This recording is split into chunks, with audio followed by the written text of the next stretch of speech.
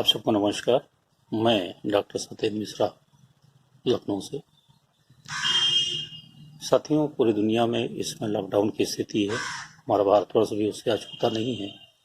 हमारे संपूर्ण भारतवर्ष में इसमें लॉकडाउन की वजह से व्यक्ति अपने अपने घरों में रहने के लिए पाते हैं। घरों में लगातार बने रहने से काफ़ी लंबा समय भी हो गया है। इस लंबे समय में अनेकों प्रकार की शारीरिक, मानसिक, आर्थिक परेशानियों का भी सामना लोगों को करना पड़ रहा है, लेकिन धैर्य के साथ इन समस्याओं का समाधान निकालते हुए हम लोग इस लॉकडाउन को आगे बढ़ाने का प्रयास कर रहे हैं, जो कि राष्ट्र के लिए, हमारे व्यक्तिगत हित के लिए, पारिवारिक हित के लिए अत्यंत लाभकारी होगा।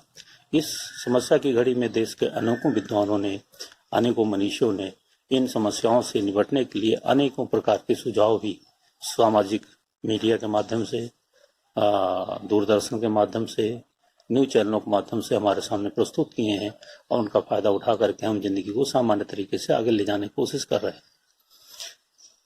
साथियों, इन्हीं आने वाली अनेकों कठिनाइयों में से एक सामान्य सी कठिनाई है जो ज़्यादातर जनसंख्या को जिसने प्रभावित किया है। उस सामान्य सी कठिनाई का नाम कॉन्स्टिपेशन है, कब्जियत है। वास्तव में इस समय हमारे पास खाने के लिए, घर में रहने की वजह से पर्याप्त समय है। हम उचित समय पर, उचित क्वांटिटी में या उचित क्वांटिटी से भी ज़्यादा भोजन ग्रहण कर रहे हैं। सोने के लिए पर्याप्त से भी ज़्यादा विश्राम करने का समय है। हम पर करने के लिए कुछ है नहीं तो विश्राम ही ज़्यादा कर रहे हैं। इन परिस्थितियों में शरीर के गैस्ट्रोइंटेस्टाइनल ट्रैक्ट का थोड़ा स्लो डाउन हो जाना, अवरुद्ध हो जाना, कम काम करना सामान्य सी बात है। तो इन परिस्थितियों में होने वाले कब्जियत से छुटकारा पाया जाए, जिससे शरीर में लेथार्जीनेस, आलस्य और अन्य प्रकार की संकटों से बचा जाए, इसके लिए मैं कुछ सुझाव आपके सामने रखना चाहता हूँ। पहला सुझाव यही है कि भोजन को खूब चबा चबा करके, मजे लेकर के खाएं, जल्दबाजी में भोजन ना करें। एक भोजन को कम से कम 10, 12, 15 बार चबा करके जब लार उसमें पूरी तरह से मिक्स हो जाए तब उसको अंदर ले जाएं। इस तरह से भोजन करने से हमारा जो सेटाइटी वैल्यू है, हमारी जो क्षुधा पूर्ति की का संकेत है शरीर के द्वारा, वो हम समय से पहले होगा और जितने समय होगा उतने समय हम भोजन की क्वांटिटी कम ले जाएंगे, यानी भोजन की फूड की क्वांटिटी कम कंज्यूम हो पाएगी। दूसरा लाभ, आंतों को जो भोजन हमने खाया है उसको प्रोसेस करने में उतना ज़्यादा परिश्रम नहीं करना पड़ेगा, क्योंकि स्टमक तक फूड पहले जाता है। स्टमक उसकी चर्निंग करता है, छोटे छोटे टुकड़ों में बांट करके उसको पेस्ट बनाता है, वो ही पेस्ट आगे बढ़ता है। तो अगर वो आप मुंह से करके भेज रहे हैं तो स्टमक को ज़्यादा कार्य नहीं करना पड़ेगा और स्टमक ट्रांजिट टाइम जो 4 घंटे का है, 4 घंटे में फूड प्रोसेस होकर के आगे चला जाएगा। तो एक फायदा है, गैस्ट्रिक पूरे भागों को सहूलियत मिलेगी। दूसरा, भोजन के तुरंत बाद पानी न पिए। भोजन करने के बाद 2 घूंट पानी पी करके गला साफ कर लें और लगभग 1 घंटे बाद आप पर्याप्त पानी पिए, जिससे भोजन अच्छी तरह से डाइल्यूट होकर ड्यूओडेनम में आगे की ओर भेज दिया जाए।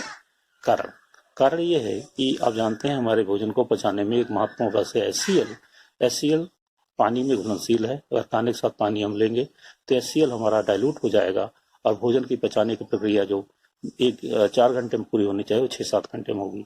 तो ये भी कहीं ना कहीं गैस्ट्रिक रिटेंशन का, गैस्ट्रिक मोटिलिटी को बाधित करने का कारण बनता है। तो ये 2 बातें हुई। खाने में पर्याप्त मात्रा में रेशेदार चीज़ों का सेवन करें। खाने में चोकर सहित आटे की रोटी है, छिलके सहित दालें हैं, इनका उपयोग करें। अमृत अन्न या जिंदा फूड जिसको हम कहते हैं, अंकुरित अनाज, सीजनल फल, सलाद का इस्तेमाल ज़्यादा करें। इनमें रेशे भी होंगे और ये हमारे शरीर की इम्यूनिटी को बढ़ाने के लिए सबसे बड़े हथियार के तौर पे भी काम आते हैं, तो हमारी इम्यूनिटी को बढ़ाएंगे। इन सबको खाने के बाद हम जानते हैं मित्रों कि जिंदगी के 2 एस्पेक्ट है। जिंदगी 2 भागों में बटी हुई है। आधी जिंदगी दिन के रूप में हम जीते हैं, आधी जिंदगी रात के रूप में जीते हैं। तो यानी रात्रि मनुष्यों को विश्राम के लिए दी गई है, दिन कार्य के लिए दिया गया है। लेकिन आज की जीवन शैली बहुत ज़्यादा खराब हो गई है। हम रात में काम करने के ज़्यादा इच्छुक रहते हैं और दिन में देर तक सोने की आदत अपने पाल रखी है। तो इससे बचें, रात्रि में समय पर सो जाएं, सुबह जल्दी उठ जाएं। जो भी कार्यक्रम करना है, जो कार्य संपन्न करना हो दिन में करें। लाइफस्टाइल में खासकर सोने जागने का क्रम सुधार लेने से आप निश्चित रूप से इससे बच सकते हैं। इसके अलावा एक रेमेडियल एस्पेक्ट पे अगर देखा जाए, ये तो व्यवहारिक पहलू हुए। रेमेडियल एस्पेक्ट पे आके देखा जाए तो आप सुबह उठ करके सबसे पहले 2 से 3 गिलास 4 गिलास गुनगुना पानी पिए। गुनगुना पानी पी करके कहीं से भी देखें, और एक योग्य क्रिया है जिसको हम ताड़ासन कहते हैं। ऐसे समझिए कि पंजों के बल शरीर को ऊपर की ओर खींचना। तो 7 बार हम लोग ताड़ासन करें, फिर उसी शरीर को ऊपर की ओर खींचे हुए स्थिति में शरीर को दाहिने और बाएं झुकाएं, इसको तिरक ताड़ासन कहते हैं। और ये क्रम करने के बाद कम से कम 20 कदम पंजों के बल शरीर को ऊपर की ओर बांधे हुए खींचे हुए, बांधने का अभिप्राय है कि दोनों हाथ साइड से उठा के ऊपर ले जाएं, सिर के ऊपर दोनों उंगलियों को फंसा लें, हथेलियों को पलट करके आसमान के ऊपर ले, तो इससे पूरा शरीर ऊपर की ओर खींचा रहता है। और उसी स्थिति में पंजों के बल 20 से 50 कदम चलिए। इसके बाद आप सामान्य स्थिति में जाइए। हो सकता है इन क्रियाओं के दौरान ही हाजत लगे, अगर नहीं लगती है तो थोड़ी देर वेट करें, हाजत लगेगी, जाएं, पेट साफ होगा और कब्जियत से निवृत्ति मिलेगी। एक दिन में अगर ऐसा लाभ नहीं मिलता है तो भी परेशान होने की आवश्यकता नहीं, इसका पार्ट ऑफ लाइफ बनाइए, प्रतिदिन इसका अभ्यास कीजिए। ईश्वर चाहेगा तो कुछ दिन के अभ्यास के बाद आपके शरीर में कब्ज नाम की चीज नहीं रहेगी, और आप नाना प्रकार की कब्ज और कब्ज से होने वाली नाना प्रकार की बीमारियों, पाइल्स है, लेथार्जीनेस है, काम में मन न लगने की प्रवृत्ति है, चिड़चिड़ापन है, इन सब से मुक्त होकर के स्वस्थ स्वतंत्र जीवन बिताएंगे, ऐसी मेरी कामना है।